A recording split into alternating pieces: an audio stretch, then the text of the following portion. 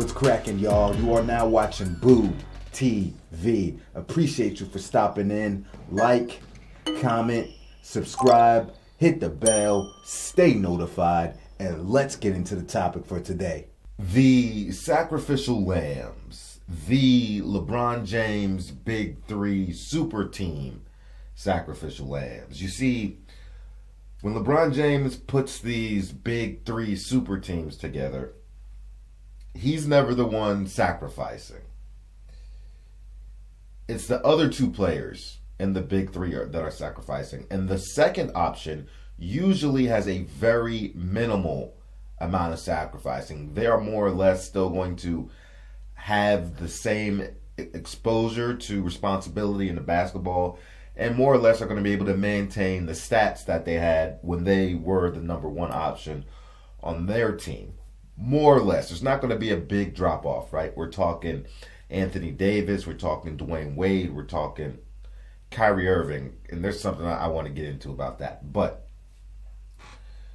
the third guy is usually the guy that gets sacrificed in so many ways. The Chris Bosh, the Russell Westbrook, and the Kevin Love. And like I said, there's something I'm going to want to talk about later with that. But these guys end up sacrificing their responsibilities as it was, sacrificing their numbers, their statistics, and sacrificing their careers in some regard. Maybe depending on how you look at it or how they value things. These guys, these sacrificial lambs, are usually the guys that people will throw under the bus when things don't go right. When these LeBron James teams fall short of the goal, whatever that may be, a game, a stretch of games, a month, a championship, whatever. It's these guys that are going to get all of the blame. The guy that has actually done the most sacrificing and changing their game to allow the top two players to flourish and lead and still allow the role players to get their touches. This is the guy that has sacrificed the most. And they will also be thrown on the altar when things don't go their way. It's funny. It's like you sacrifice, you're doing the right thing, you're sacrificing, and no matter what, they're going to sacrifice you more. These players can do everything right for the betterment of the team. And no matter what they do, it will never be enough. They will always get blamed. It will always be their fault. And then they'll look at their numbers and say they're not performing well. What don't you understand? That this guy has taken a major backseat from what he used to be. His role has completely changed. This guy went from an all-star and now dumbing his game down and doing other things. And his numbers now reflect something that of maybe a borderline all-star or a really, really good role player now. But that's the benefit of having that third guy. You got somebody that's capable of doing more. So you know you're guaranteed, even on a bad day from this guy, you're guaranteed a performance that a high-level role player might give you. It's one of the benefits of having a super team. But it doesn't matter. These guys will be sacrificed. They will be thrown on the altar. They will be hung from the cross. Tortured, beat down, scrutinized, made fun of, getting called out their name. Everything. And it always baffles me because, especially after seeing Chris Bosh go through it, after that, I was like, if I'm a player, I give a damn about, you have a good chance of winning a championship. I was like, no, I'm good. No. I see how they rake these guys through the coals. embers all around, fire. I don't want that for my career. Because is it really worth it at the end of the day? Because history has shown us so far in this LeBron James super team dynamic is that even with all the sacrificing you do, and even if you win that championship, and you are a big reason for it, you will not be recognized as much as you should, or maybe even at all, for everything you did for that team, to allow the other two people to take minimal to no sacrifices of their own game and still allow the role players to flourish and contribute. You will get no recognition for that. You won't. You will get all the blame when things go wrong, but nobody will mention your name. And now it's even worse. And now it's gotten to the point where people like to revise history. And now they're saying that that Miami Heat team was not a super team. They're not even considering Bosh. They're saying the same thing about that Cavaliers team. They're not even considering Kevin Love, an all-star / superstar player.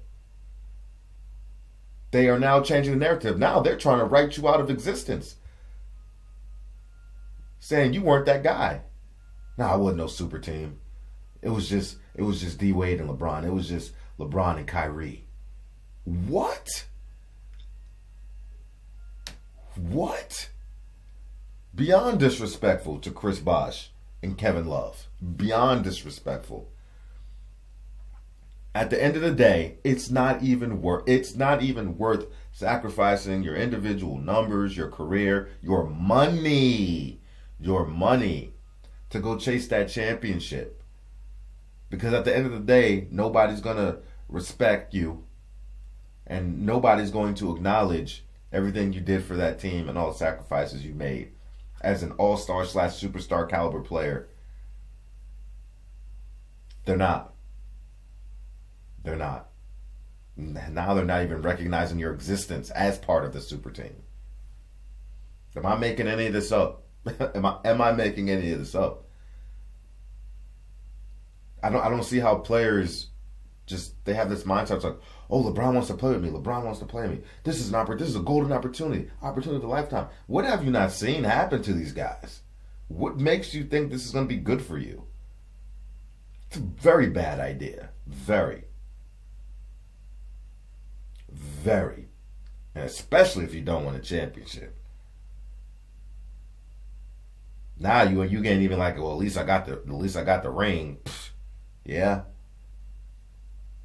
Now so far that's only happened with Russell Westbrook. Taking a look at it, Chris Bosh, when he was on the Toronto Raptors, his last season with the Raptors, Chris Bosh was averaging 24, 10 rebounds, 2 assists. He had the Toronto Raptors as a not championship contending team, a playoff contending team. They were a very solid team, led by Chris Bosh. Yeah, Chris Bosh was that good. He was.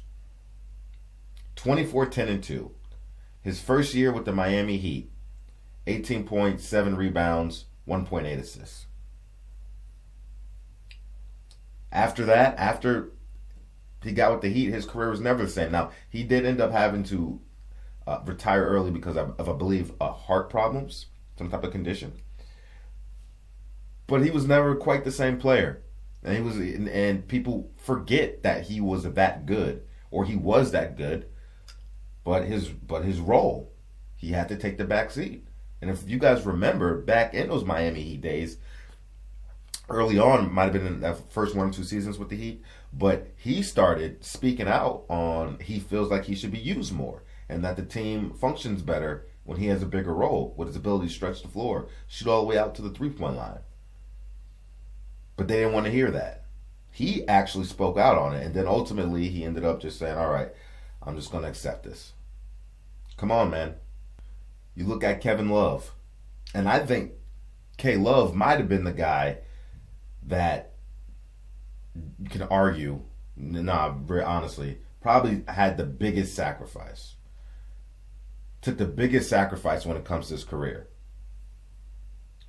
Like, people forget how elite Kevin Love was those last couple years with the Timberwolves. He really started coming into his own, into his abilities. Those last 3 seasons, especially. Now, that middle season, he was hurt, so he didn't play many games. But those the 2 bread, if that's a sandwich, those last 3 years, the bun, the top, and the bottom of those last 3 years, he was a monster. His last season with the T-Wolves, 26 points, 12 and a half, 4 rebounds. Kevin Love, first year on the Cavs, 16 points, 9 rebounds, 2 assists. A 10-point difference in points per game. People forget how elite Kevin Love was on those T-Wolves, playing power forward and center. A rebounding monster at 6'8". Monster, exceptional rebounder. Exceptional scorer in the post, in the mid-range, shooting the 3 ball. He could shoot from anywhere. Pretty decent footwork. The dude was solid. Wasn't much of a defender, but the rebounding was obnoxiously good. Kevin Love sacrificed his career before he really gave himself a chance to step into his prime and roll with it for 8 to 10 years. 2 to 3 years getting into his prime, he decided to sacrifice it all to go play with LeBron James and the Cavs. And now look at him. People don't even remember how great Kevin Love was.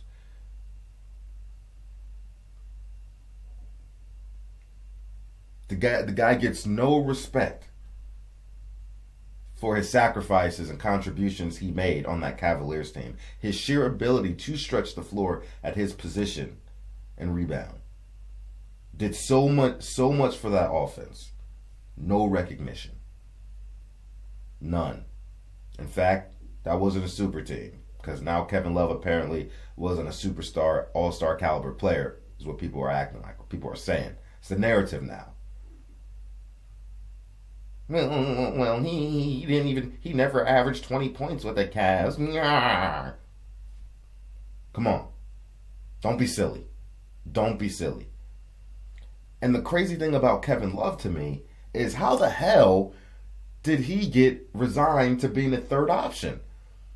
Going into that, when all that went down with the Kevin Love thing, he was clearly the 2nd best player out of LeBron, Kyrie, and him. That was the narrative. New super team. LeBron James leaves Miami for a younger, new super team. Teaming up with Kevin Love. Kevin Love's a monster. Just came off a season 26, 12 and a half, 4. This is going to be a dynamic duo and trio with Kyrie Irving. He was clearly the 2nd best player going into that. But somehow,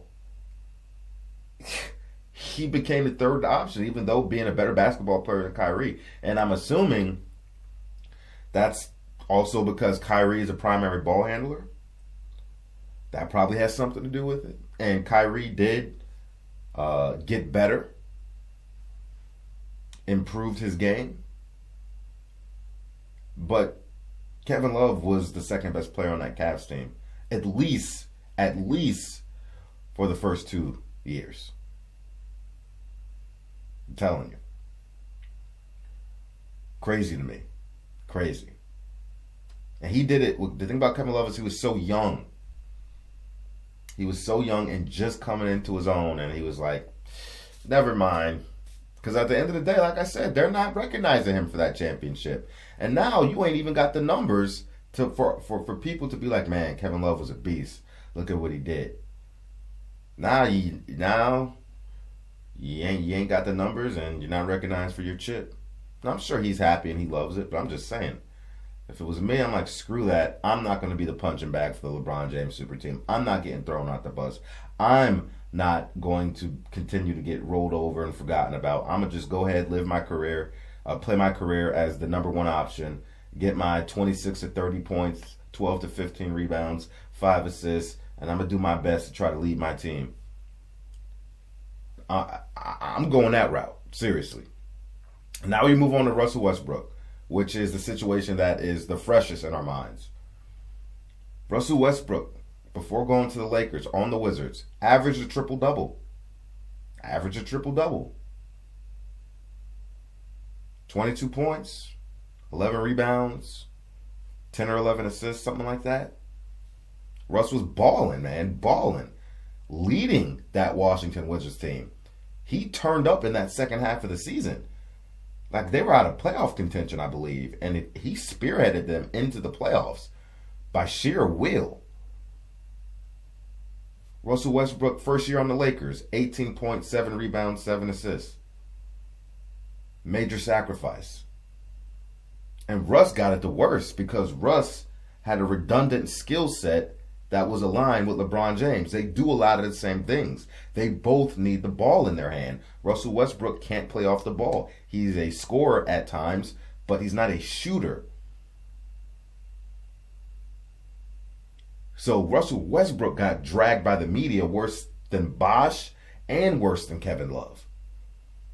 Despite still averaging 18, 7, and 7 as a role player, which is pretty damn good, as a third option, where you've always been a ball dominant player that orchestrates the offense. Now you're not doing that as much, and you're still giving me 18, 7, and 7, and they treated him like he was a scrub, saying that he needs to come off the bench, and it did look bad. But who thought it was going to look good? Apparently there were some people that had expectations. It was a bad fit from the beginning, and they dragged this guy through the mud for 1.5, 2 seasons. Destroyed his reputation. Tried to destroy this man's name. And I was angry when Russ took the bait. LeBron James, Anthony Davis called him. They preached to Russ. We're all going to sacrifice. I'm going to sacrifice. AD going to sacrifice. You're going to have to sacrifice, Russ. Russ took the bait. I said, Russ, don't eat that up, man. You know LeBron James ain't sacrificing a goddamn thing. And Anthony Davis ain't going to do much sacrificing. But you are going to be the guy that's going to have to sacrifice the most, especially being a ball dominant orchestrator of the offense like LeBron James, and they are not going to let you take over LeBron James' role. It's just not going to happen. So they're going to try to turn you into something that does not fit your skill set, and you are going to look bad. Despite 18, 7, and 7, you're going to look bad a lot of the times, and they're going to blame you. Blame you for everything. Despite all the sacrifices you made and tried to do what the coach told you to do.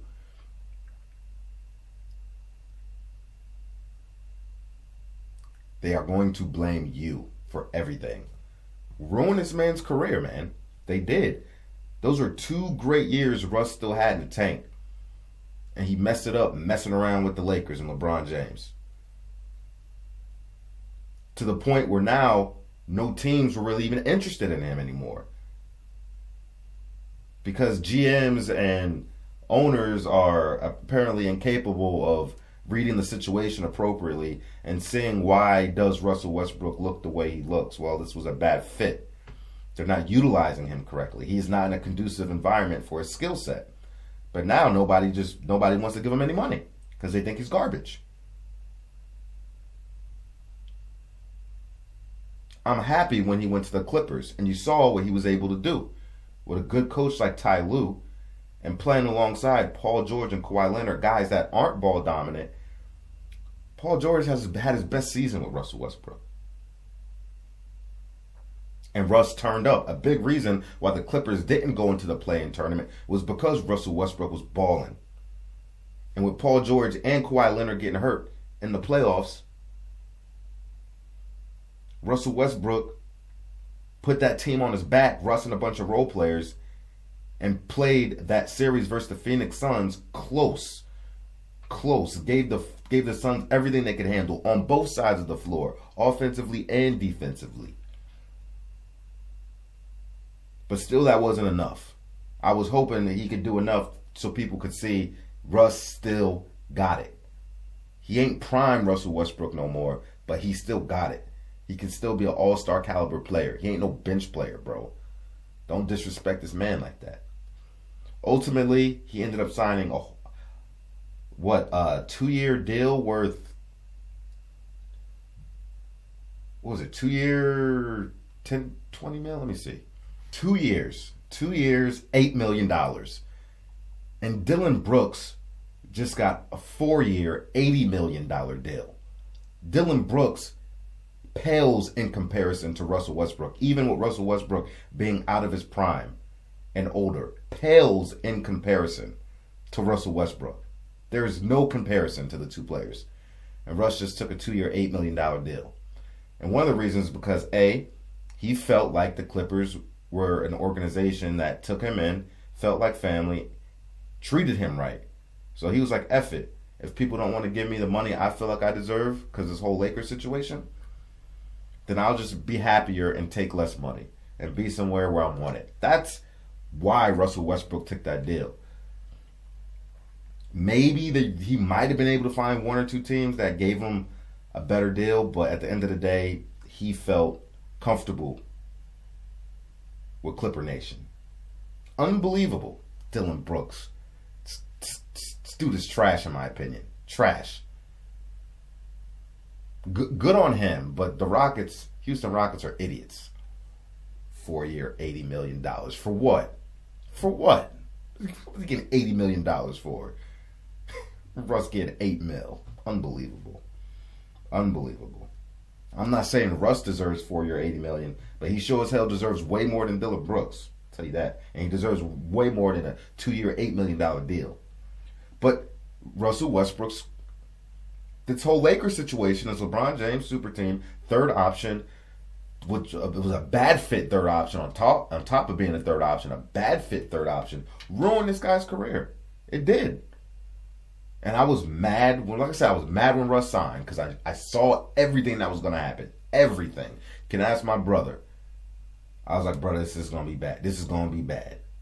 This is not going to be good. Before he played one game, I was like, this is going to be a catastrophe, and they are going to drag Russ through the mud. Sure enough.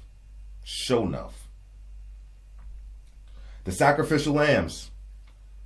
Do not go play on a LeBron James super team, folks, unless you are okay with the outcome, how you will be treated, how you will be perceived, and how you will be remembered.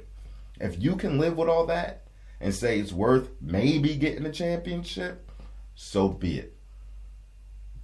So be it. But just know that people are going to diminish your value. Forget everything you did. Forget the player that you were. The player that you still were, but were playing a lesser role. They're going to forget how amazing you were. And then they're going to say, it was never a super team because that third guy just wasn't on the level of those other two guys. Anyway, that's all I got to say about it. The Sacrificial Lambs. The Sacrificial Lambs. I won't forget the players that you were. I understand everything you did to make that team function. But the bronsexuals, the media pundits and whatnot, they will try to erase you and everything you did. Like, comment, subscribe, hit the bell, stay notified, and I'll catch you on the next one. We out, baby.